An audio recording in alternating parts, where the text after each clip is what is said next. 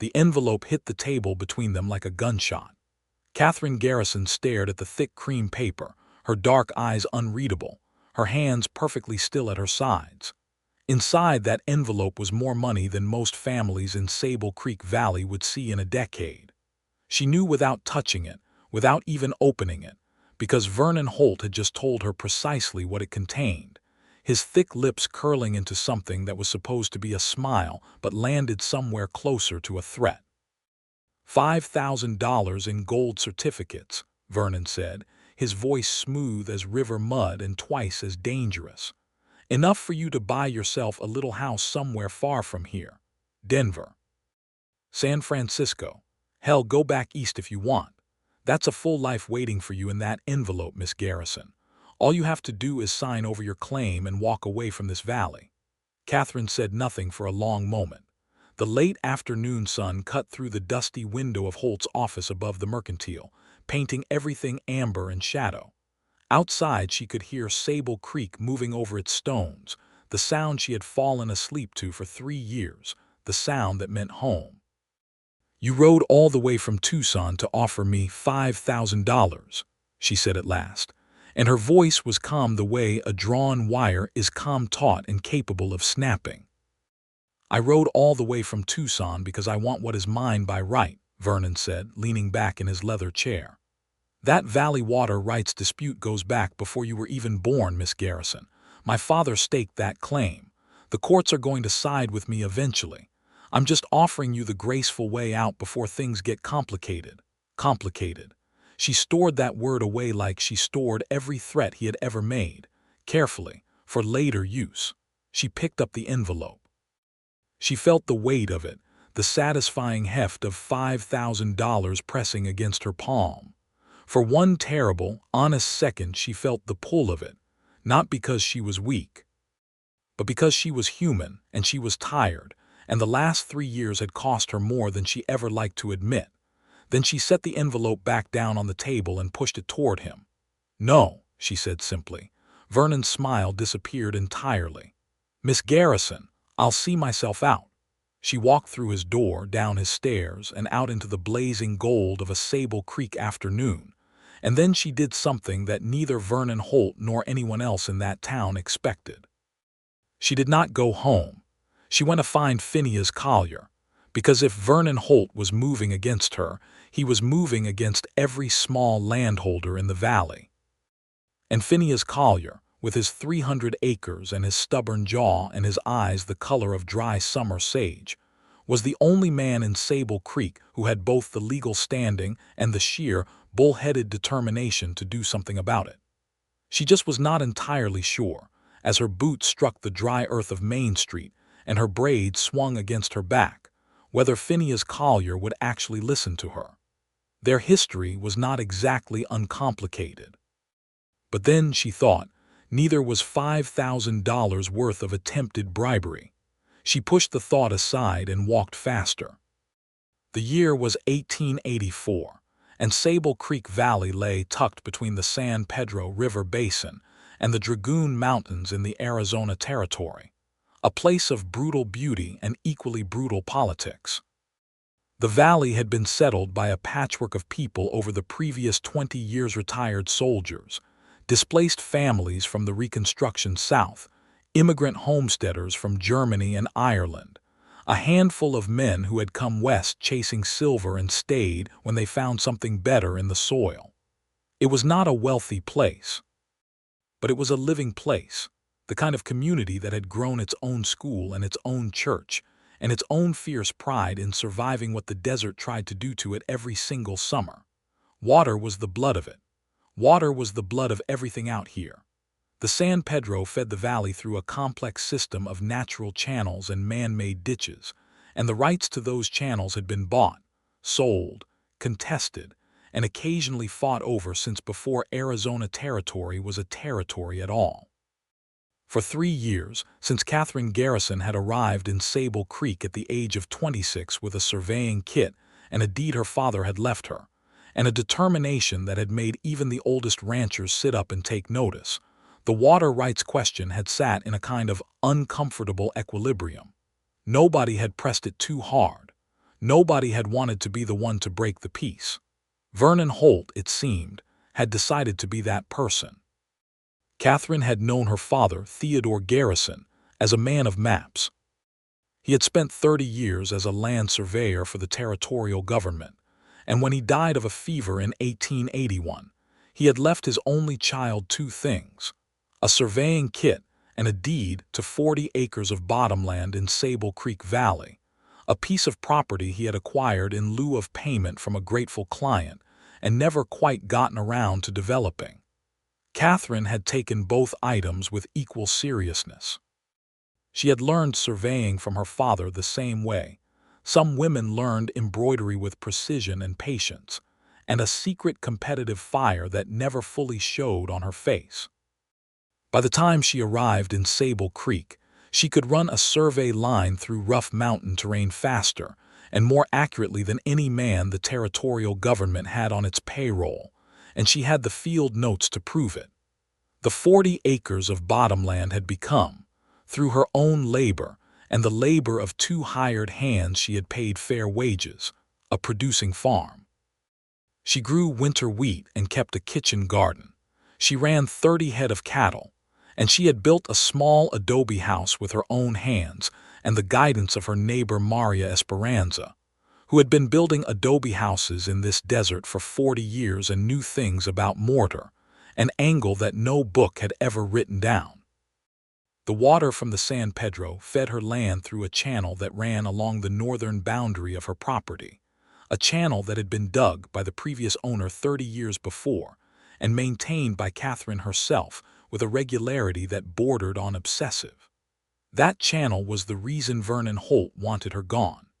That channel, along with its position relative to the main water flow, gave whoever controlled it a significant say in the distribution of water to the upper valley. Vernon wanted the upper valley. He wanted the grazing land that would open up if he could control where the water went.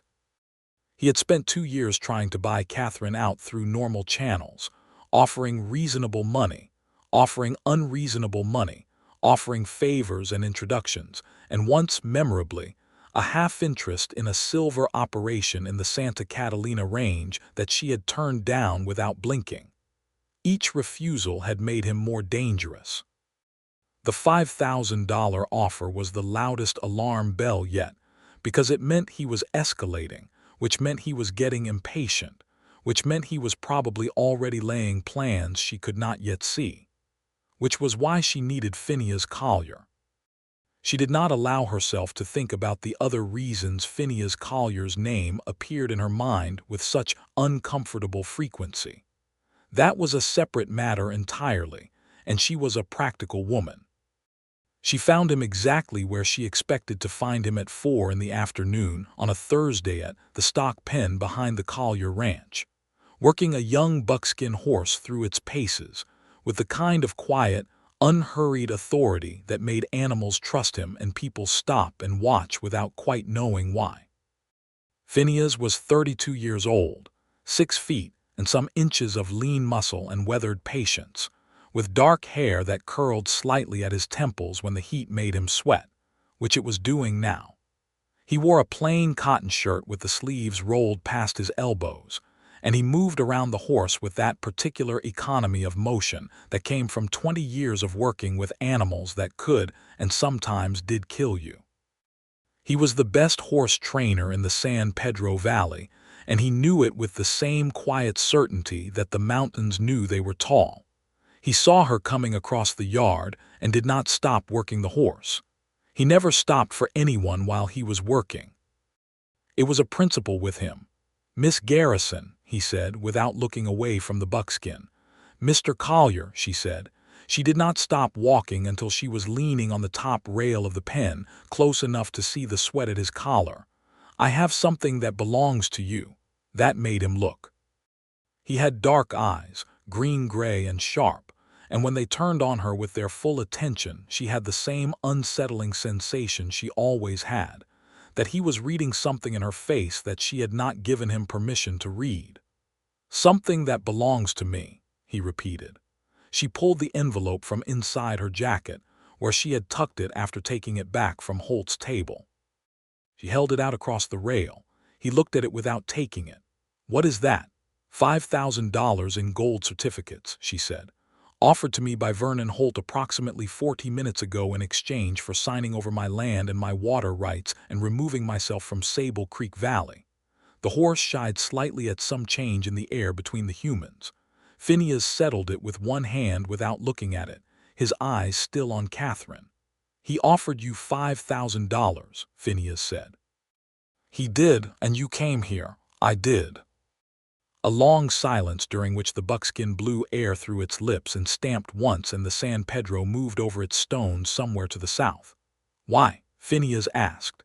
His voice had dropped slightly, become something more careful. "Because if he's moving to buy me out by force, your land is next," Catherine said. "You control the southern channel. Without me he has the northern. With both he has the valley. I thought you should know what you're facing."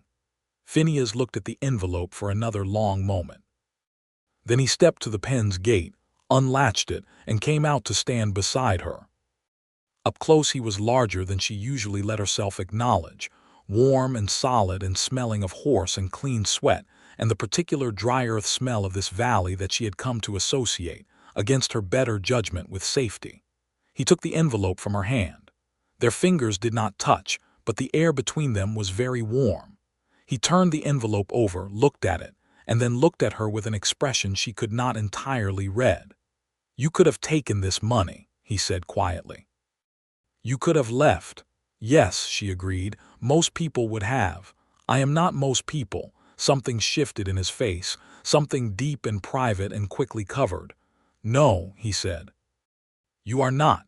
He tucked the envelope into his shirt pocket. "I'll ride to Judge Calloway in the morning. If Holt is moving, we need the court record on the water rights dispute reviewed before he gets to it first." "I'll go with you," Catherine said. "I know you will," Phineas said, and the corner of his mouth moved in something that was not quite a smile but was close enough to one that she had to look away from it. She had not come to Sable Creek looking for any of this.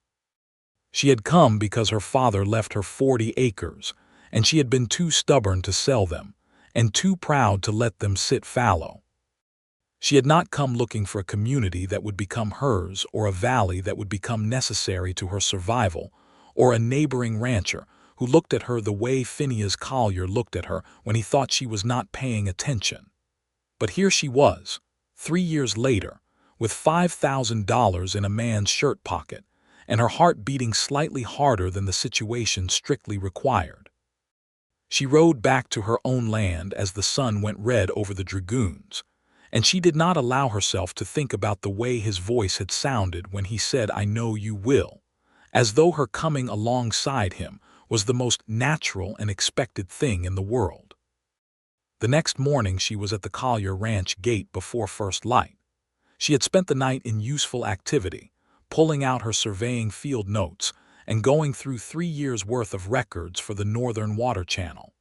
She had notes on flow rates, seasonal variation, the depth and width of the channel at 12 different points, the original deed language for her property, and 2 letters from the Territorial Surveyor's office confirming her own measurements. She had organized them into a leather-bound case that her father had given her, the one with TG tooled into the cover that she had never bothered to change because his initials and hers were the same. Phineas came out of the house as she was tying her horse to the fence post, and he stopped short when he saw the case under her arm. "Field notes?" he asked. 3 years of them. Survey records for the Northern Channel, measurement logs, the original deed language, and 2 letters from the Territorial office. She paused. "Judge Calloway is going to want documentation. I have the documentation." He stared at her for a moment with that look she had catalogued privately, but never mentioned, the look where his eyes went still, and something moved behind them that was more than simple respect. It was a look she had seen once before, 8 months ago, when she had ridden out to help with the Collier Ranch's spring cattle drive, and had demonstrated, without making any particular fuss about it, that she could read the terrain better than any of his hands, and had navigated them through a box canyon shortcut that saved them 4 hours in the July heat. He had looked at her then the same way he was looking at her now, as though she had surprised him so thoroughly that he needed a moment to reorganize something inside himself. "You surveyed your own channel," he said. "My father taught me. I have accurate measurements going back to when I first arrived in 1881. She adjusted the case under her arm.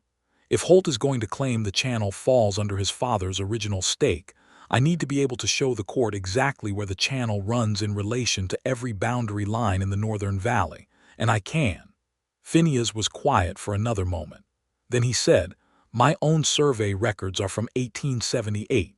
The boundary between our properties has a 7-inch discrepancy with the original government survey," Catherine said. "I know. I found it 2 years ago. I didn't say anything because it doesn't affect your water access, and it seemed unnecessarily alarming." She met his eyes. "It would affect Holt's claim, though.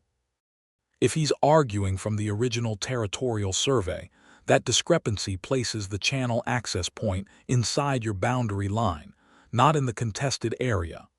The silence that followed was so complete that Catherine could hear the Collier ranch house's kitchen stovepipe catching the morning breeze.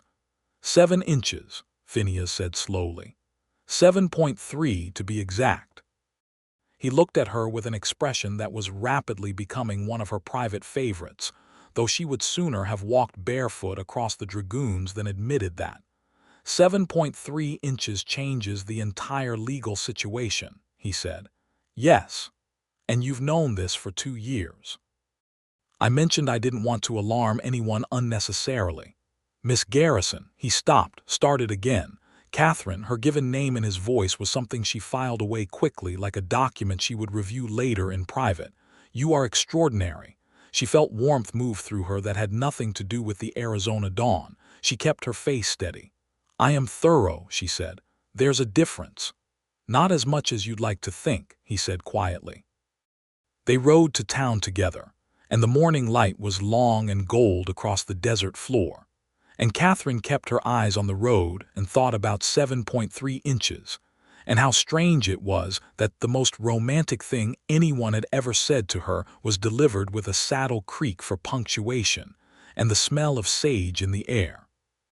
Judge Elias Calloway was a small, precise man in his late 50s who had been a circuit judge in the Arizona Territory since before statehood was even a serious discussion, and who held his courtroom, even when that courtroom was his own front parlor, as it was this particular morning, with the quiet authority of a man who had seen every variety of human foolishness and remained unimpressed by all of it.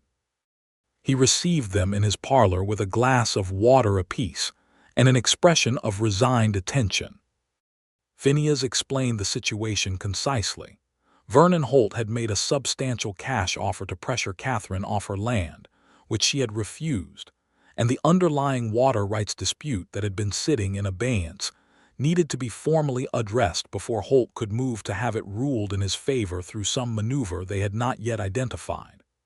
The judge nodded throughout, asking occasional sharp questions, and then turned his attention to Catherine when Phineas had finished. "You said you have survey records," the judge said. 3 years of field notes, sir." She opened the leather case and laid the records on his parlor table with the neat efficiency of someone who had organized them for exactly this purpose. "Flow rate measurements, channel boundary surveys, and here," she placed one particular document forward, "a comparison survey I ran against the original 1878 territorial survey that shows a 7.3-inch discrepancy in the boundary line between the Collier Ranch and the disputed access point." The judge leaned forward. He was quiet for a very long time. "You ran this survey yourself?" he asked. "Yes, sir.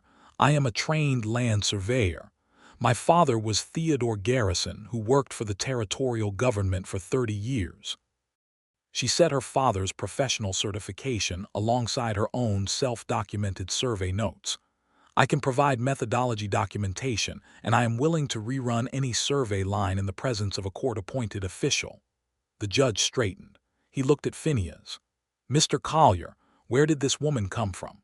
40 acres north of my property," Phineas said, and there was something in his voice that made the judge look at him with brief, perceptive attention before looking away again. "Miss Garrison," the judge said, "if these survey records are accurate, and I have no current reason to doubt them, the access point in question falls within the boundary of the Collier Ranch, which means the water rights dispute predicated on the original Holt claim is moot, because the Holt family's original stake did not legally encompass that access point. It would have been in the contested zone, yes, but the contested zone does not include a privately deeded access point within someone else's boundary." "That was my reading, sir," Catherine said. "I wanted to have it confirmed. You'll need to present these formally. I'll call a hearing." The judge looked at both of them. "I'll also be issuing a notice to Mr. Holt that any further attempts to pressure landholders in this valley with cash offers or otherwise while the water rights question is before the court will be treated as interference with legal proceedings." "He won't like that," Phineas said. "Most people don't like things that prevent them from doing what they want," the judge said dryly. "That is more or less the entire purpose of law." They rode back to the valley together, and Catherine felt something loosening in her chest that she had not realized had been pulled tight for months. The case of field notes rested across her saddle horn, and the morning had opened up into proper day, warm and huge and blue-skied in the way the Arizona Territory could be when it was not trying to kill you. "Thank you," Phineas said, after they had ridden in comfortable silence for a mile. "For what?" "For coming to me. For not taking the money and leaving." He paused. "For the 7.3 inches." She laughed. It surprised her. She did not laugh easily or often, and the sound of it in the open air felt strange and not unwelcome. "I do not need to be thanked for protecting my own interests." "No," he said, "but you could have protected your own interests and let mine go hang." "You didn't." She did not answer that, because the honest answer was too complicated, and the day was too clear for complicated answers. She urged her horse slightly faster, and he let her pull ahead, which was, she thought, one of the things she was beginning to appreciate about Phineas Collier. He never competed where there was no contest. He knew when to step back and when to stand firm, and the knowledge seemed to come from somewhere deep and unshakable, not from pride or strategy but from simple clarity about who he was. She did not let herself think about how rare that was. She was a practical woman. The formal hearing was set for 10 days hence, but the next 10 days turned out to be considerably more eventful than any of them had anticipated. Vernon Holt was not a man who accepted a closed door quietly. He was 45 years old, had made his money in cattle speculation and land acquisition, and had the particular brand of determination that comes from never having been seriously denied anything.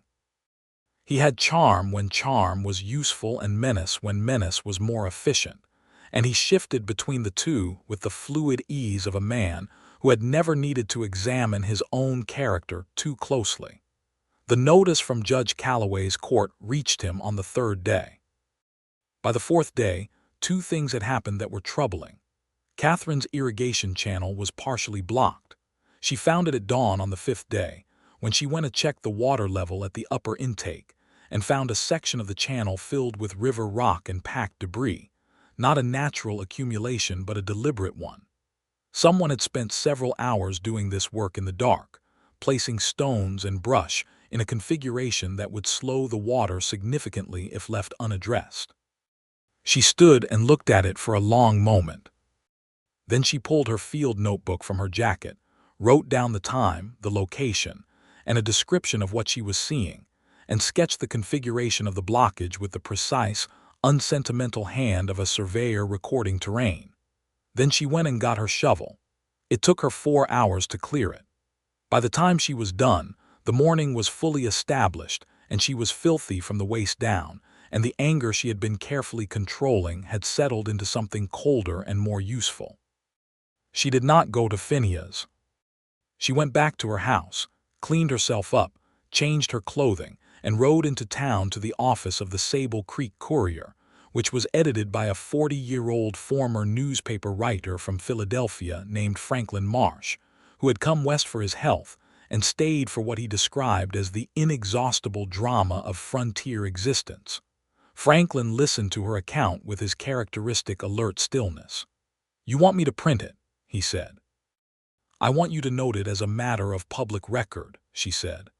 "I want there to be a written account, dated, of deliberate interference with my irrigation infrastructure while a water rights hearing is pending. Not a sensational account. A factual one." Franklin looked at her over his spectacles. "Miss Garrison, you understand that a factual account of deliberate interference with your property while a water rights hearing is pending is inherently sensational in this particular community. Then it will make very good reading," she said pleasantly. The article ran the next day. Franklin had written it with the calm precision she had asked for, and it was, as he had predicted, immediately and thoroughly sensational. By noon the following day, half the valley had read it.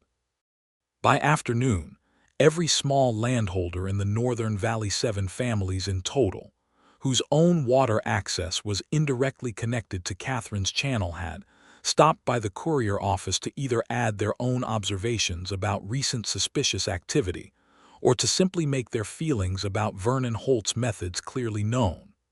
By evening, Phineas Collier was on Catherine's porch. She was sitting on the front step with a cup of coffee and her field notes, going back over her survey measurements one more time with the stubborn thoroughness that she applied to everything that mattered, when she heard hoofbeats and looked up to see him coming up the lane in the last red light of the day. He dismounted and came to stand at the base of the steps, his hat in his hands, and he looked at her with an expression that mixed exasperation and something warmer in proportions she found difficult to parse. "You didn't tell me about the channel," he said. "I handled it." Catherine, her name again, and this time there was more of something in it, worry, she thought, or the thing adjacent to worry that a very private man allowed himself when he was past the point of not showing it. "Someone came onto your land at night and deliberately blocked your water supply while there is an active legal proceeding. That is not a personal maintenance issue. That is a warning." "I know what it is," she said. "I documented it and I published the documentation." He was quiet for a moment. "The newspaper article." "Yes." He sat down on the step below her, which put him at roughly her eye level, and he looked out at the evening desert for a while before looking back at her. "That was smart," he said at last. "Public record, published before Holt could spin a different story." "I know." "Smarter than what I was going to do, which was ride over to his operation and express my concerns in a much less legally defensible way." She looked at him. In the fading light, his profile was all clean lines and quiet strength, and there was something about the way he had said that, the honest acknowledgement that her strategy had been better than his instinct, that tightened something in her chest with a feeling she refused to name in the presence of open air and incomplete darkness. "You would have made things worse," she said. "I know that too." He turned to look at her. "I seem to know a lot of things better when you're around to point them out." The silence that followed was different from their previous silences. It had texture. It had weight. "You should know," Catherine said carefully, "that I am not a woman who needs looking after." "I know that," Phineas said. "I figured that out about 30 seconds into meeting you, when you told me that the fence line between our properties was wrong and showed me the measurement to prove it." A pause. "I haven't thought of you as someone who needed looking after since. I do think of you as someone I'd like to ride alongside if you're willing." She looked at him for a long moment. The San Pedro moved in its channel somewhere in the blue dusk. A nighthawk cried. "I'll consider it," she said, and turned back to her field notes, and was deeply grateful that the darkness had arrived enough to cover the warmth she felt in her face. He stayed another 20 minutes, talking about the hearing and about which of the Valley families might be willing to provide supporting testimony, and when he left, he touched the brim of his hat to her in a gesture that she recognized was different from how he touched his hat to everyone else, slightly slower, more deliberate, and she let herself think about that for approximately the length of time it took her to walk back inside before she put it away in the same private file as his voice saying her name. The hearing before Judge Calloway took place on a Thursday morning in the Sable Creek Courthouse, which was a solid adobe building that also served as the post office, and on the first Saturday of each month, the meeting room for the Valley's small but determined temperance society. The courtroom was as full as Catherine had ever seen it. Every small rancher and farmer in the Northern Valley had come. Several people had brought their families. Franklin Marsh was in the back row with his notebook. Vernon Holt sat at one side of the plaintiff's table with his lawyer, a trim man named Prescott who had been brought in from Tucson and wore a suit that cost more than most people in this room earned in a month. Holt himself was composed and well-dressed, giving off the particular air of a man who was used to winning things and had not yet accepted that this might be an exception. Catherine sat at the other side of the table. She had her field notes, her survey records, her father's certification, and the 2 letters from the territorial surveyor's office.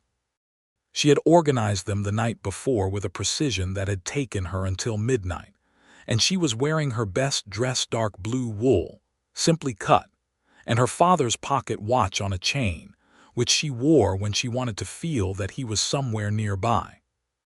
Phineas sat in the first row of the gallery, directly behind her, and she was very carefully not aware of him in the specific way. She was not aware of the summer heat during the hardest weeks of July, which is to say, she was intensely aware of it but had made a decision to focus elsewhere. The hearing opened with Holt's lawyer presenting the original Holt family claim, a document from 1851 that established Vernon's father Clarence Holt as the original staker of the San Pedro water access rights in the Northern Valley. It was a legitimate document, genuinely old and clearly legally significant, and Prescott presented it with the smooth confidence of someone who believed this was going to be a short hearing. Then it was Catherine's turn. She stood up. She was aware of the gallery shifting, of people straightening in their seats, of Vernon Holt's lawyer's subtle expression of condescension that she had catalogued before and found useful because it meant he was not taking her seriously. "Your Honor," she said, "I would like to present a survey of the Northern Valley water access as it was in 1851, the year of the original Holt claim, and as it exists today." She spread her maps on the table. Large, precise maps, drawn in her own hand with a surveyor's exactness, showing the water access point, the channel system, and every property boundary in the Northern Valley at 3 different time periods: 1851, 1878, and 1884. In 1851, she said, the access point in question was in approximately this location. She pointed.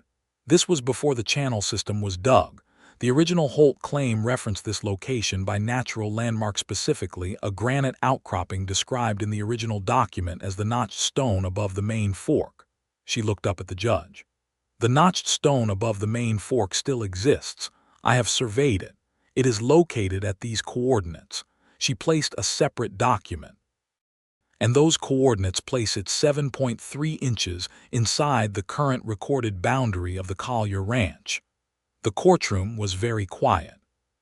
"The discrepancy," she continued, "arose from a resurvey conducted in 1862 that used a different baseline measurement. I have reconstructed both surveys and can demonstrate the exact origin of the error." She laid another document.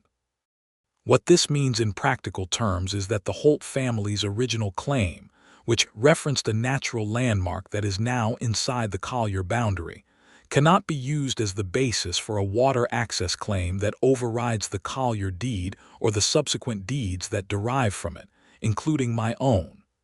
Holt's lawyer was on his feet. "Your Honor, this woman is not a licensed surveyor." "My father, Theodore Garrison, served as a licensed territorial surveyor for 30 years, Catherine said, without raising her voice.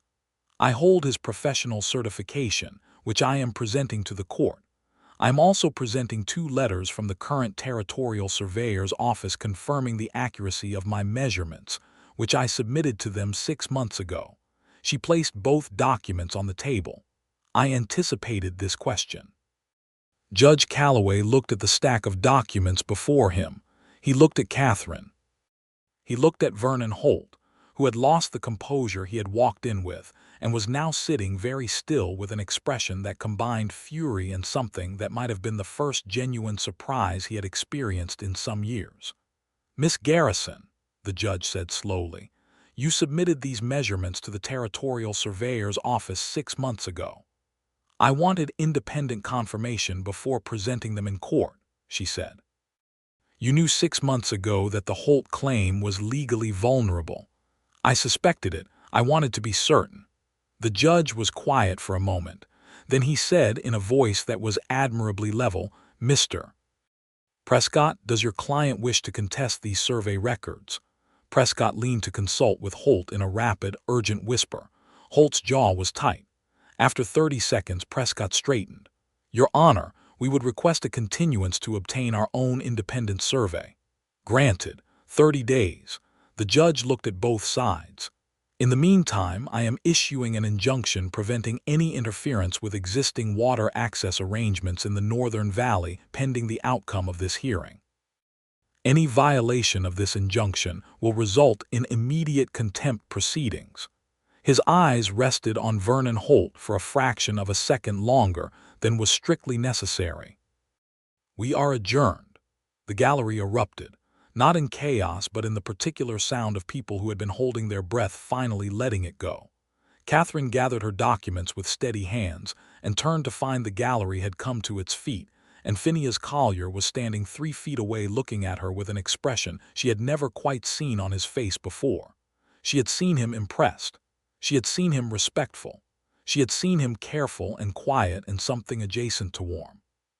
But this was different. This was the expression of a man who had just witnessed something that had reorganized his understanding of the world he was living in, and who was standing in the reorganized world trying to get his bearings. "6 months," he said. "You've been sitting on this for 6 months." "I needed to verify it," she said. "You had the case won 6 months ago." "I had the evidence 6 months ago. The case needed the right moment." She tucked the leather case under her arm.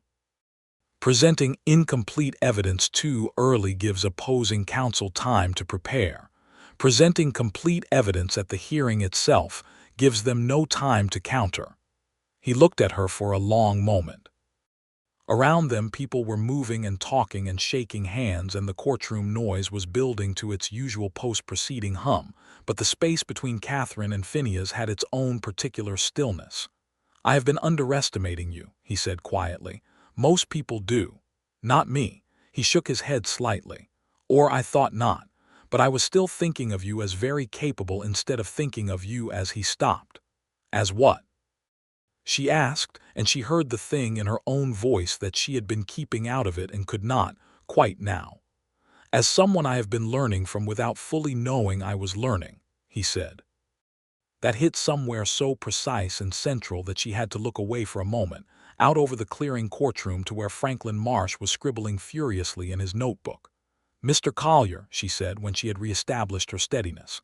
"Phineas," he said, "given everything, I think we're past Mr. Collier." Phineas. His name in her mouth was strange and right. "What happens in 30 days when their independent survey confirms mine?" "Holt loses," Phineas said simply. "And then?"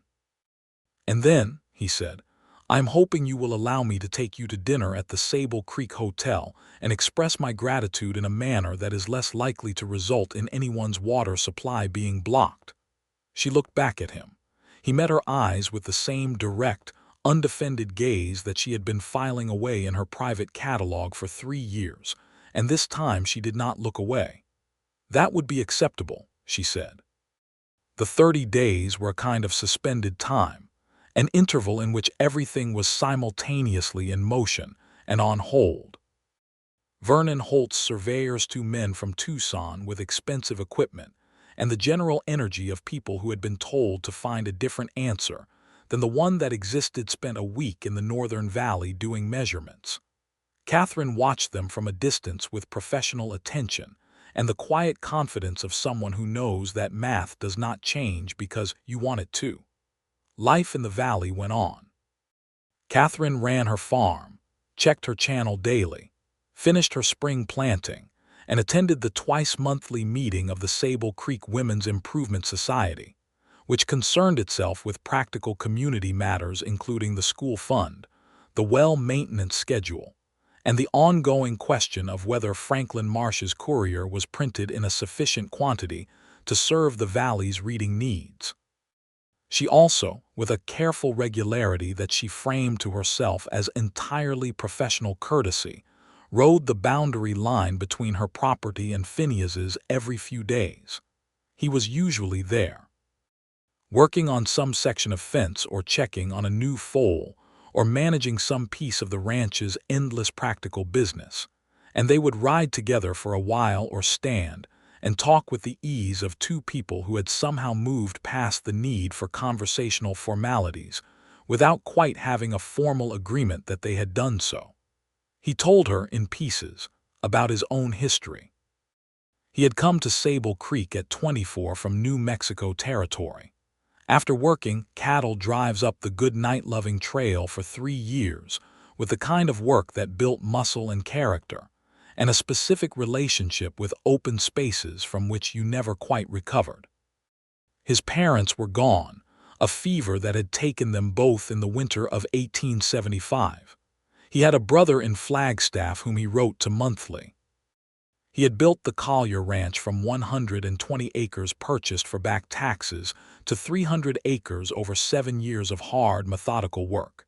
And he was, she came to understand, not a man who did anything without first thinking it through, which was both his great strength and the reason that certain things he felt deeply moved through him slowly, like water through good earth.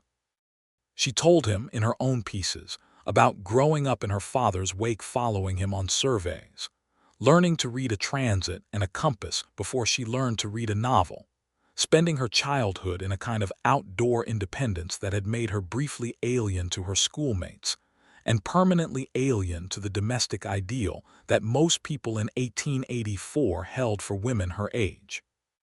She told him about her mother, who had died when Catherine was 8, and about the years afterward when it was just herself and her father and his maps and his patient, serious love.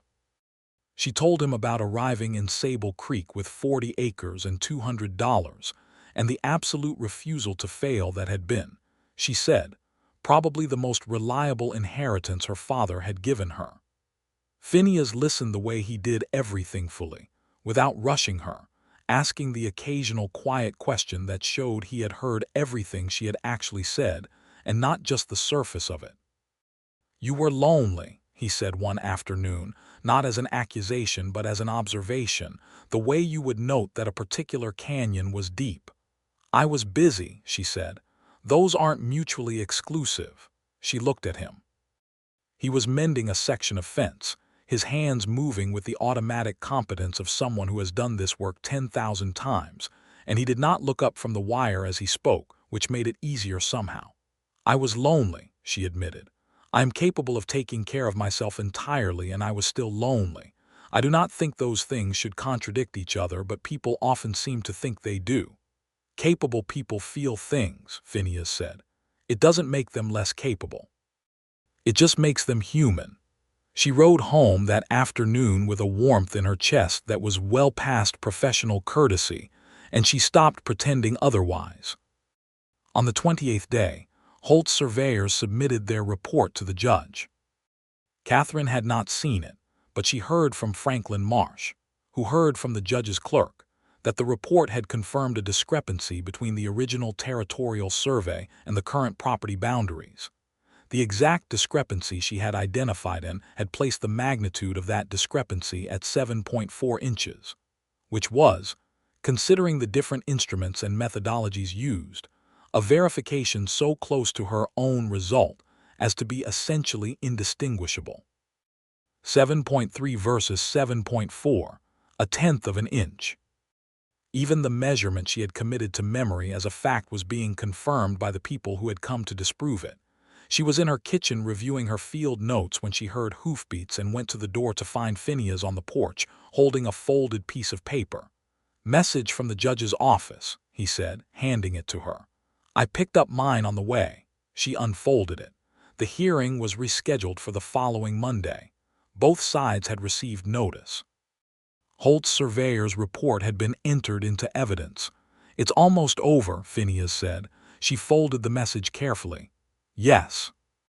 He was standing very close in the way that had become gradually normal between them over the past weeks, close enough that she was aware of the particular warmth he carried, the solidity of him in the late afternoon light. She had been thinking about the dinner he had offered, about the careful way he had worded it, about all the things they had been saying to each other in the spaces between the practical conversations, and she was aware, with the precision she applied to all things she considered important, that they had arrived at a threshold. "Phineas," she said, "Catherine, when this is done, when Monday is done, I would like to accept your dinner invitation." Something moved across his face that was so open and unguarded that she found herself looking at it with a directness she would usually have controlled, because it was the most honest thing she had ever seen on a human face in good light. "I would like that very much," he said. She smiled. It was a full smile, rare for her, and she saw what it did to him, the way his breath caught slightly, the way his whole expression softened and sharpened at the same time. "Good," she said. "Now go home. You have cattle to feed, and I have field notes to review." He went home, but he was smiling when he went, and she watched him ride down the lane with her coffee cup warm in her hands, and thought that she had been right about this valley from the first day she saw it. It was exactly where she was supposed to be. Monday came with clouds over the dragoons, rare in May but not impossible, and the courtroom was as full as it had been for the first hearing. Vernon Holt arrived with Prescott and 2 additional men who had the particular look of people retained for intimidation purposes. The gallery was packed with Valley residents who had followed the case through Franklin Marsh's coverage and their own networks of information. Catherine sat at her table. Phineas was in his first-row seat. She did not look at him, but she felt him there, steady as stone. Judge Calloway entered, sat, called the court to order, and spent approximately 40 minutes reviewing the documentation from both surveys, asking technical questions about methodology and reference points that Catherine answered and that Prescott answered by deferring to his surveyor, who had come in person. The judge was thorough and unhurried, and gave no indication of which way he was leaning until he set down the final document, folded his hands, and looked at the courtroom. The evidence presented in this proceeding establishes, to the court's satisfaction, that the natural landmark referenced in the original 1851 Holt claim, the notched stone above the main fork, is located within the currently recorded boundary of the Collier Ranch, confirmed by independent surveys conducted by both parties. He paused.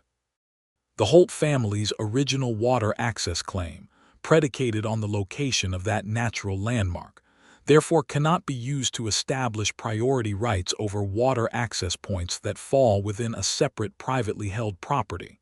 The claim is dismissed. The gallery sound was immediate and substantial. Judge Calloway let it run for 5 seconds before bringing his gavel down. "Furthermore," he said, "the injunction protecting existing water access arrangements in the Northern Valley is hereby made permanent, pending any further legal action which I would advise all parties to consider carefully before initiating." Another pause, and again his eyes rested briefly on Holt. "Costs to the prevailing parties. We are adjourned." Catherine sat very still for a moment after the gavel fell. Then she gathered her documents with steady, precise hands and exhaled once, quietly, before standing. Phineas was at her side before she had turned fully around. He was close and warm, and she could see the relief in his eyes and the joy under the relief, and several other things she was now giving herself permission to see. "It's done," he said. "It's done," she agreed. And then he did something she had not expected. He put his hand on her face, just briefly, one large, warm hand cupping her jaw for a moment with the gentleness of someone handling something precious, and looked at her with everything in his eyes unguarded and present. "Thank you," he said. "For all of it." She covered his hand with hers for exactly 1 second. "You're welcome," she said. They were surrounded by their neighbors and their community and congratulations and Franklin Marsh asking for statements. and they separated into the noise of it. And Catherine accepted handshakes and expressions of gratitude from the Valley families who had been watching this case with their own interests at heart. And she answered Franklin's questions concisely and let herself feel, fully and without apology, the satisfaction of a thing thoroughly done. Vernon Holt left the courtroom without speaking to anyone. His lawyer followed him. His 2 retained men followed his lawyer. The door closed behind them, and the courtroom air seemed to lighten perceptibly in their absence. The dinner at the Sable Creek Hotel happened on Saturday evening. Catherine wore the dress her neighbor Maria Esperanza had helped her alter 2 winters ago, deep burgundy wool with a white collar, and she put her hair up in the simple style she reserved for important occasions.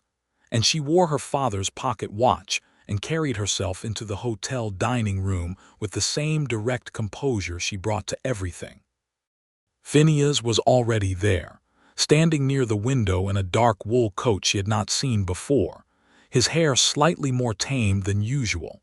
And when he saw her come through the door, something happened in his face that was entirely worth the effort of the dress and the hairpin.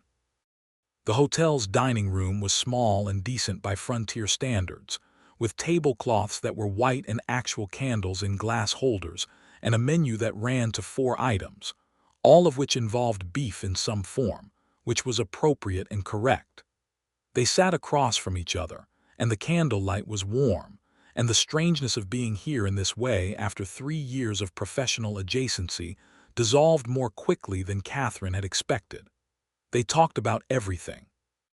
They talked about the case and what it meant for the Valley's future, about Phineas's plans for the new section of pasture he was developing, about Catherine's idea of establishing a formal surveying service for Valley families who needed their boundary lines confirmed.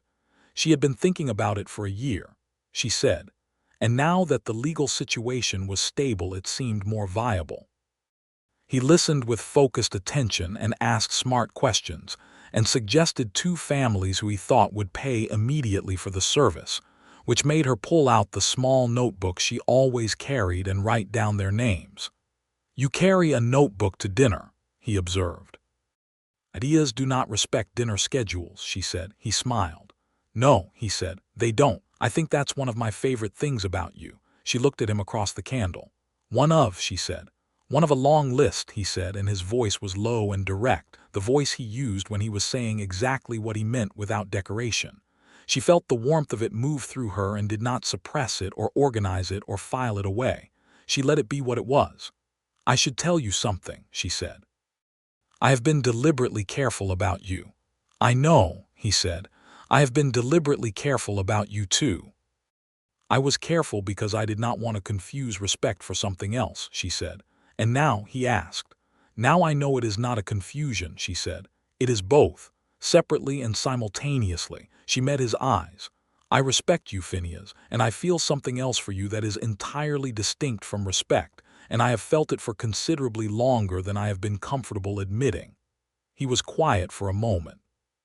The candle moved slightly in some current of air, and his expression was the most open she had ever seen it in the full light of an indoor room. "How long?" he asked. "Since August 2 years ago," she said. "When you stayed to help me clear the fence line after I had been working on it alone for 2 days without asking for help, and you didn't make it into anything except what it was, which was 2 neighbors doing a job that needed doing." She paused. "Most men would have made it into something. You didn't." He nodded slowly. "For me it was the spring cattle drive," he said. "When you read the canyon terrain in about 30 seconds, and I realized I had been working with someone who was not just capable but genuinely extraordinary. And I also realized I had not once looked at you as anything other than a neighbor, and that was," he paused. "That was a significant recalibration." She laughed softly. "A significant recalibration." "I am not a poet," he said. "No," she agreed, "but you are honest, which I prefer." He reached across the table and put his hand over hers, and she turned her hand over and held his, and they sat like that in the candlelight of the Sable Creek Hotel dining room, while outside the Valley went about its Saturday evening business, and the San Pedro moved in its channel, and the Dragoon Mountains stood against the dark sky as they had always stood, immovable and indifferent and beautiful. "I would like to court you properly," he said, "if you are willing." "I am willing," she said. "Though I should warn you that I am not a woman who does well with excessive formality." "I am not a man who does well with excessive formality," he said. "I think we'll manage." He walked her home under a sky full of stars, their horses tied and left at the hotel, and the walk back across town done in the night air that was warm and smelled of sage and the faint wood smoke of the valley's hearths. At her gate he stopped, and they stood facing each other in the dark, and he bent and kissed her, once carefully, with a restraint and a warmth that told her, more precisely than any declaration, exactly what kind of man he was. She held his face in her hands as he had held hers in the courthouse, and kissed him back, and felt something that she recognized as both terrifying and entirely correct. "Good night, Phineas," she said. "Good night, Catherine," he said, and she went inside and stood in her dark kitchen for a full minute before she allowed herself to smile. The weeks that followed were a season unto themselves. The valley settled into the quiet aftermath of the water rights ruling. Most people had known which way the wind was blowing and had not been surprised. But there was still a particular quality of relief in the community that came from having a long uncertainty finally resolved. Vernon Holt was seen briefly in Sable Creek in late May, meeting with his lawyer one final time before departing, apparently for California, where he had interests that had been waiting for his attention. He left no message for Catherine. She required none. Catherine established her surveying service. She named it Garrison Survey, made a printed notice that Franklin Marsh ran in the Courier, and within 2 months had 4 clients, 3 of whom were Valley families who had been quietly uncertain about their boundary lines for years, and had finally found it worth the small fee to have them verified. The 4th was a new homesteader family named Brennan, who had taken up 40 acres on the valley's east edge, and needed their property corners properly established before they could file their final deed documentation with the Territorial Land Office. The Brennan family, a husband, wife, and 2 young children, were Irish immigrants who had come west via Kansas, and they received Catherine's arrival at their property with a mixture of confusion and polite skepticism that she had long since learned to simply wait out. She had her transit and her chain and her field notes, and she worked the survey with the same unhurried precision she brought to everything. And by the end of the 2nd day, Patrick Brennan was following her around asking intelligent questions about how the transit worked, and his wife Nora was pressing coffee on her with a warmth that suggested she had decided anyone who could do what Catherine was doing with those instruments was worth knowing. Phineas came to find her on the 2nd survey day, riding up to the Brennan property in the afternoon heat with 2 canteens of water and the particular ease of a man who knows he is welcome. The Brennans watched him arrive and watched the way Catherine looked up from her transit, and the way he swung down from his horse and handed her a canteen, and the way she took it without saying thank you because they were past the need for it. And Nora Brennan later told her husband that she had never in her life seen 2 people more obviously and profoundly suited to each other, which Patrick Brennan said was entirely typical of her to notice on a day when a stranger was telling him where his corners were.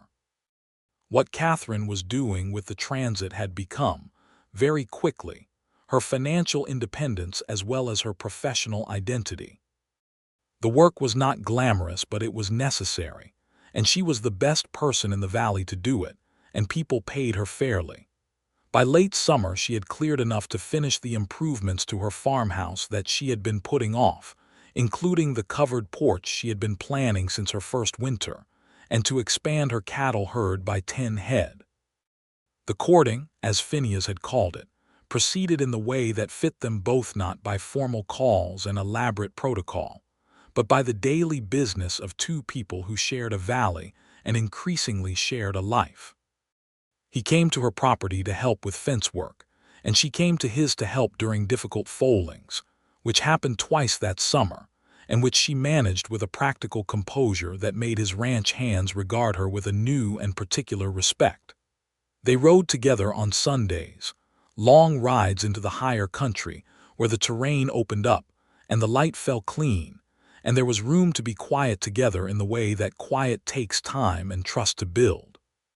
He told her more about his time on the cattle drives, and she listened with genuine attention, asking the kind of questions that showed she understood the physical and psychological reality of 3 months on horseback in open country, the way it shaped you, the way it gave you a relationship with space and solitude that people who had not experienced it could not entirely understand. She told him more about her father, about the man he had been in his private moments, his gentleness and his precision, and his way of teaching by doing rather than explaining, which was, she realized as she was saying it, exactly the way Phineas had been teaching her things about horses without ever having made it explicit. "You learned to read horse behavior from me," he said, surprised. "Did you think I had always known that a flattened ear means something different from a flicked one?" "I didn't know I was teaching you. That is the best kind of teaching," she said, "when neither party knows it's happening." He looked at her with the look she had catalogued, the one that had gone from impressing him to something much more personal, and she felt completely and entirely seen. "Marry me," he said. It was the 1st of September, 1884. They were sitting on the hillside above his property's northern pasture where they had taken to coming after Sunday rides, a place where the view of the whole valley spread out below and the San Pedro glittered through the cottonwoods in the late afternoon sun. He had not prepared a speech. He said it the way he said things that mattered to him directly, without decoration, with everything in it plain. She looked at him. "We have been courting for 3 months, she said. "I have known you for 3 years, he said. "I have been paying attention for all of them." She was quiet for a while. The valley moved below them in its early September light, golden and enormous. She thought about her father's 40 acres and what they had become. She thought about the fence line and the cattle drive and the courthouse and the candle-lit dinner and every conversation they had had in every configuration of light this valley offered. She thought about the fact that she was 29 years old and had never in her life wanted to build a life with another person until she met a man who looked at her strength and saw something to stand beside rather than something to manage. "On one condition," she said. "Name it. Garrison Survey stays mine, legally, professionally, and entirely. My name, my work, my income." He looked at her with an expression of such uncomplicated regard that it almost made her breath catch. "Catherine, I would not have it any other way. The last thing I want is to own something that is yours." "Then yes," she said, "I will marry you." He put his hand along her jaw again, that gesture that was already entirely his and entirely hers, and kissed her in the September light while the valley went about its ancient business below them. They were married on the 2nd Saturday of October, 1884, in the Sable Creek Community Church, which was small and adobe-walled and packed to standing with every family in the valley. Maria Esperanza sat in the front row and wept with the frank, generous tears of a woman who considers a good marriage among the highest achievements of human civilization. Franklin Marsh attended, and characteristically, had his notebook in his pocket. The ceremony was brief and direct, conducted by the Reverend Aldridge in language that Catherine had specifically requested be devoid of any language suggesting she was property being transferred, which Reverend Aldridge had managed with only minimal theological discomfort. When they exchanged ring-simple bands of silver that Catherine had chosen herself from the jeweler in Tucson, and Phineas took her hands in both of his and looked at her with every wall down, she felt the foundation of something that she knew, with the same certainty she brought to survey measurements, would hold. The celebration afterward was the kind that frontier communities do well. Loud, warm, lasting well into the evening with fiddle music and the smell of wood smoke and the particular happiness of people who have enough to celebrate and enough to eat. Phineas danced with her, and he was, she discovered, a better dancer than his serious manner suggested, which made her laugh in the middle of a reel, and which made him look at her in the middle of a dance floor with the expression she had a name for now. They went home to their ranch house, which Catherine had spent 3 weeks quietly and practically organizing to accommodate 2 people who both needed space for their own work. A large table for her survey maps in the front room, a second set of shelves for his ranch ledgers that had been living in precarious stacks, and a kitchen large enough for the serious cooking she had learned from Maria Esperanza over 3 years of neighborly exchange. She stood in the kitchen of the Collier ranch. She kept her own name professionally, but his name was part of her life now, and she held both without conflict. On her wedding night after Phineas had gone to check the horses, which was the last thing he did every night without exception, and she looked at this kitchen that was hers now and felt the deep, unglamorous, completely real happiness of a woman who has built exactly the life she intended. He came in from the dark and stopped in the kitchen doorway and looked at her in the lamplight and said nothing for a moment, because he was a man who knew when silence was more than words. Then he crossed the kitchen and put his arms around her, and she leaned into the solidity of him with the unhesitating fullness of someone who has decided completely. And they stood in the lamplight of their kitchen, while outside the Arizona autumn night moved over the valley. Winter came early that year, a cold snap in November that frosted the cottonwoods white and sent everyone checking their stores, and Catherine spent the gray indoor days organizing Garrison Survey's first full year of records and drafting a proposal to the Territorial Surveyor's Office for a valley-wide baseline survey that would, if accepted, establish accurate boundary records for every property in the Northern Valley and end, once and for all, the kind of boundary ambiguity that people like Vernon Holt had exploited for decades. Phineas read the proposal over her shoulder one evening, standing behind her at the survey table with his chin nearly at her head, and when he finished he said, "They're going to accept this." "I know," she said.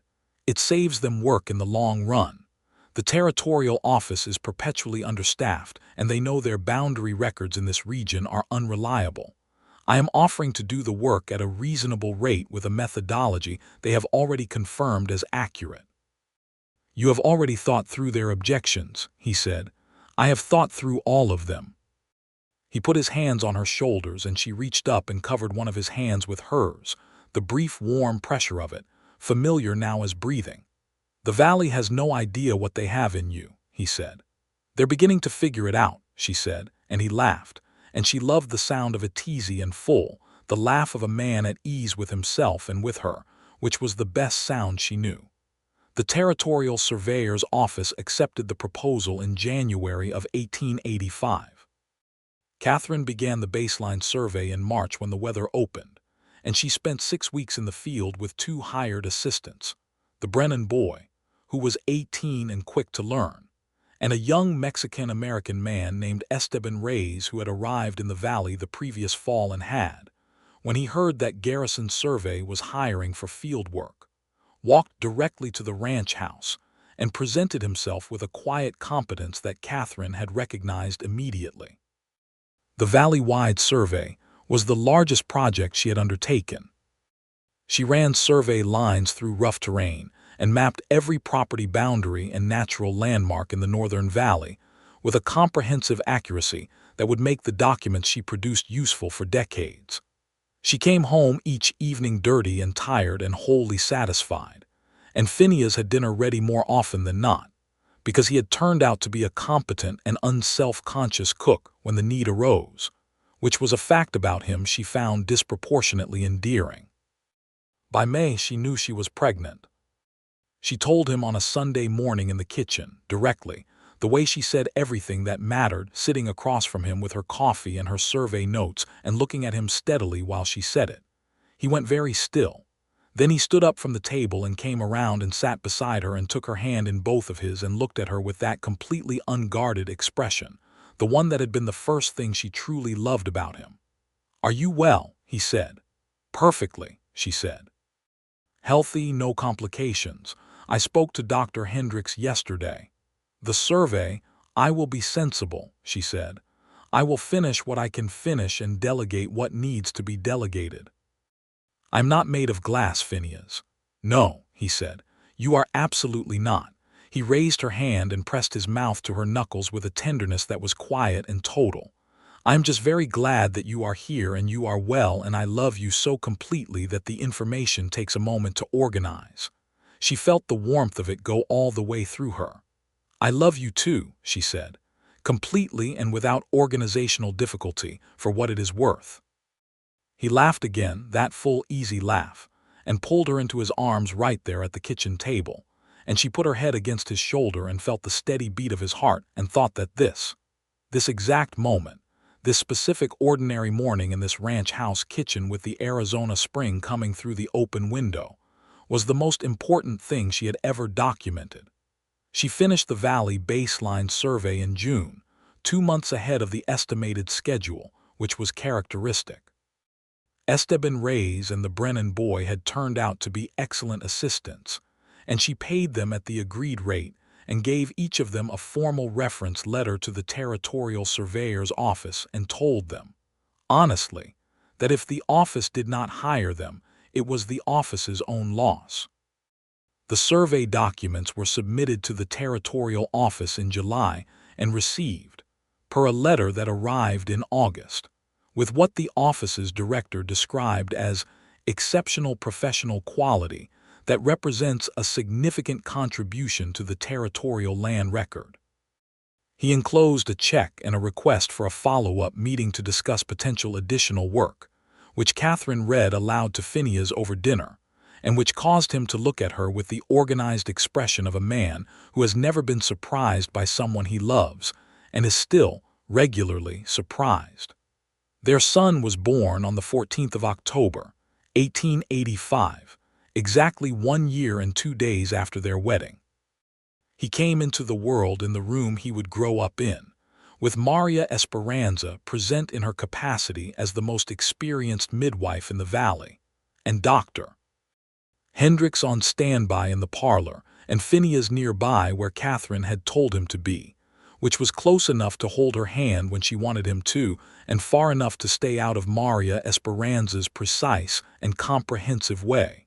She named him Theodore for her father. Phineas held him first, after Catherine had held him and satisfied herself that all his arrangements were correct, and the look on Phineas's face as he held Theodore Collier for the first time was something Catherine would spend the rest of her life being grateful she had seen. It was the look of a man discovering that his capacity for love was larger than he had known, and it was entirely open, entirely without reserve, the most undefended she had ever seen him. "Hello," Phineas said to the baby, very quietly. Theodore, who was approximately 4 hours old and had his father's dark hair and his mother's serious expression, made no immediate response, but continued to exist with the vigorous and uncomplicated confidence of someone who has recently arrived somewhere and is taking stock. Maria Esperanza declared the whole proceedings a success and had coffee ready within the hour, which Catherine accepted with a gratitude that exceeded almost anything she had ever felt for a hot beverage. The valley continued to be what it was, a living community of hard-working people on hard land, with the quiet daily drama of weather and livestock and water, and the endless practical negotiations of neighbors who depended on each other. Garrison Survey established itself as the most reliable land surveying service in the northern San Pedro Valley. The territorial office sent Catherine 2 additional contract surveys in 1886, both of them for disputed land parcels in other valleys, both resolved by her measurements with a finality that was becoming her professional signature.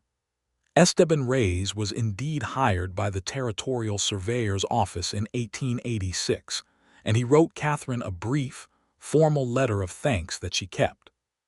Phineas expanded the Collier Ranch's horse breeding operation in 1886, developing a line of well-tempered working horses that sold through the territory and into New Mexico, which was work that suited him completely, the patient, methodical building of excellence in something he understood deeply.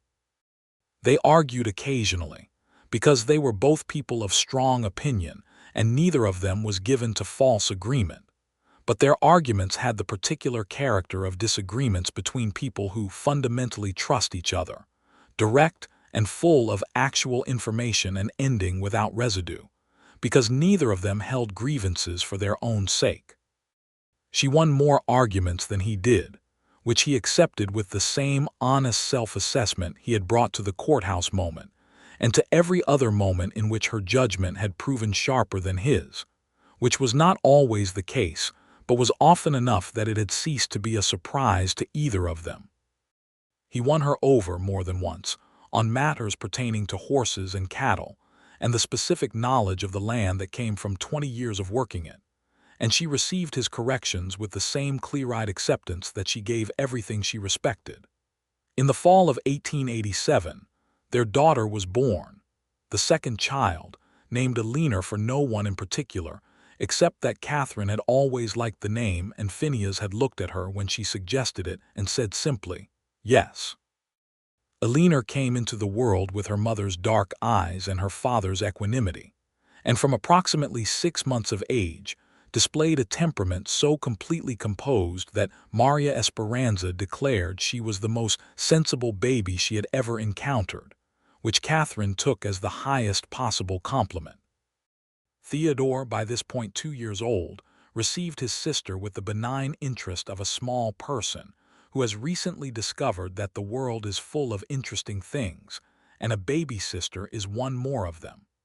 Life at the Collier Ranch was full and occasionally chaotic and deeply, fundamentally good. There were still hard seasons. A drought in 1888 that stressed the whole valley and required the kind of careful community water management that the baseline survey made significantly easier to coordinate, because everyone's water access rights were now precisely documented, and Catherine was the person the Valley families turned to when there were questions about who was owed what from the channel system. She managed those months with the same practical authority she brought to everything, coordinating between families, documenting agreements, mediating 2 small disputes before they could become large ones. Phineas was there through all of it, steady as the Dragoon Mountains, working his land and his horses and his relationship with Catherine with the same patient, complete attention that he had brought to everything since the first day she had met him.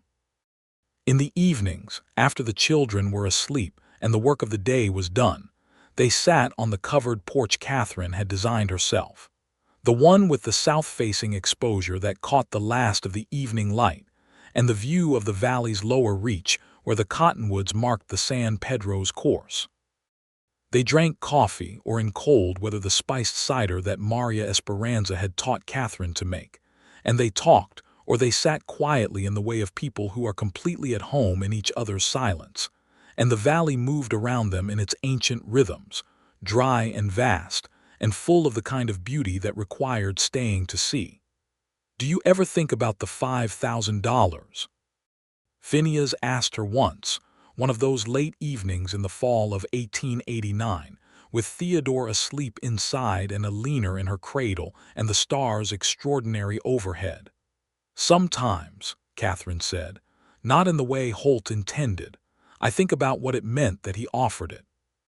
About the assumption behind it that everything has a price and that a woman alone was particularly likely to accept a price that felt large enough. He was wrong about you. He was wrong about the whole premise," she said. "The premise that land and water and community are commodities to be accumulated by whoever has the most money. The valley works because people here understand that what they have is shared. The water is shared. The knowledge is shared. The labor when it counts." She looked out at the dark valley. "That's not something you can buy out and walk away from." Phineas looked at her profile in the dark, the strong, clean lines of her face that he had been looking at for 5 years and that he found, with no diminishment, as entirely compelling as he had the day she walked across the sunlit courthouse room with her leather case of documents and changed the course of everything. "No," he said, "it's not." She turned to look at him, and whatever she saw in his face made her reach out and take his hand, which she did easily and completely, without hesitation, the gesture of someone who has been doing this long enough that it is simply what her hand does when he is nearby. "We should have another child," she said. "Is that a proposal?" "It is a practical observation about the current situation," he smiled. "It is."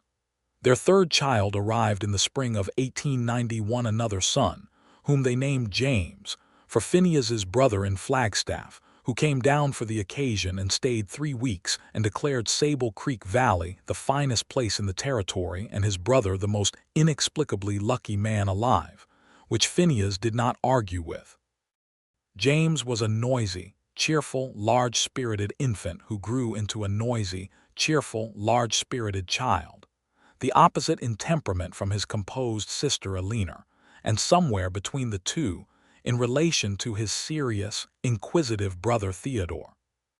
The family they made was entirely its own thing, particular to them, built by two specific people from two specific histories with two specific and complementary sets of skills, and the kind of love that is made more solid by reality rather than less, because it had been tested by real things, by drought and legal conflict, and the physical demands of frontier life, and the ordinary daily friction of two strong-willed people sharing a space, and had come through all of it without fundamental damage. The love between them was not a quiet love exactly. It was active. It moved. It was present in the way they worked alongside each other, and in the way they argued, and in the way they recovered from arguments, and in the long rides they still took on Sundays when the children were old enough to stay with Maria Esperanza, rides up into the high country where the terrain opened up, and they were two people on horseback in the enormous landscape, as they had been in the beginning. It was present in the courthouse look, the one she had filed away so carefully that first day, which had become the look he gave her at least once a week across whatever table or fence or stretch of open ground separated them, the look that meant everything had been reorganized and was better for it. It was present in the way she still pulled out her field notebook at dinner, and in the way he never once in 15 years made it mean anything other than what it was. The mind of a woman who did not stop thinking when the meal started, which was part of what he had fallen in love with and remained, unchangingly, one of the finest things about her. In the fall of 1893, the Territorial Surveyor's Office published a formal monograph on survey methodology for the Arizona Territory, and the methodology section cited the work of Catherine Garrison Collier. She had added his name to her professional name by then, a choice entirely her own, as the standard reference for boundary survey work in river basin terrain. The monograph arrived in the mail on a Tuesday, and she read her name in it and set it down on the survey table with a precise, satisfied expression, and then went to find Phineas and put the monograph in his hands and watched his face. He read the citation twice. Then he looked at her. "This is the territory's official survey methodology," he said. "Yes, named for you, specifically for the San Pedro Valley work," she said. "The baseline survey established the methodology. The subsequent contract surveys confirmed it. The office wanted it standardized." He looked at her for a long moment. "Your father would have been proud," he said quietly. She felt that in the place where her father lived in her, the place that was still there, still present after 12 years. "Yes," she said. "I think he would have." Phineas put the monograph on the table and put his arms around her, and she held him back, and they stood in the front room of the Collier ranch house, with the afternoon light coming through the windows, and the sound of Theodore practicing his letters at the kitchen table, and Eleanor's voice somewhere outside and James asleep in the back room. All the sounds and warmth of their life arranged around them like the valley arranged itself around the San Pedro, fed by it, depending on it, built along its course. The Sable Creek Valley continued as valleys do. It changed and stayed itself as places do when enough people love them. New families came, old ones grew. The school expanded. The church got a new roof. The Courier remained a weekly institution under Franklin Marsh's editorship until he retired in 1895 and left it to his young assistant, who had come from St. Louis with ink on his hands and large ambitions for a small paper. The Collier Ranch was the best horse breeding operation in the northern San Pedro Valley through the 1890s, known across 2 territories for the quality of its stock and the character of the people who ran it. Catherine's surveying work became the foundation of a small practice that employed, at various points over the years, 5 different people from the valley community and trained 3 of them to independent professional standards, including Esteban Reyes's younger brother Marco, who went on to become a licensed surveyor for the territorial government. Theodore, serious and precise like his mother, showed an early aptitude for mathematics and was sent at 14 to study in Tucson with the plan, if he wanted it, of going on to a proper education. He wanted it. He came back at 20 with a degree in engineering and a determination to build water management systems, which his parents received as both a surprise and an entirely logical outcome. Eleanor, composed and clear-eyed, took to horses with the natural authority that seemed to run in the family in different directions, and she and Phineas worked together in the breeding operation with a partnership that was its own quiet thing, father and daughter reading the same language in animals and terrain. James remained exactly as he had been from the first, large-spirited, warm and loud in the best way, the person who made every gathering more alive by being in it, which was, Phineas said, a gift the world needed and did not always deserve. They grew old in the valley. Not old in the way of diminishment, but in the way of deep roots, the kind of old that means you know a place so well it knows you back.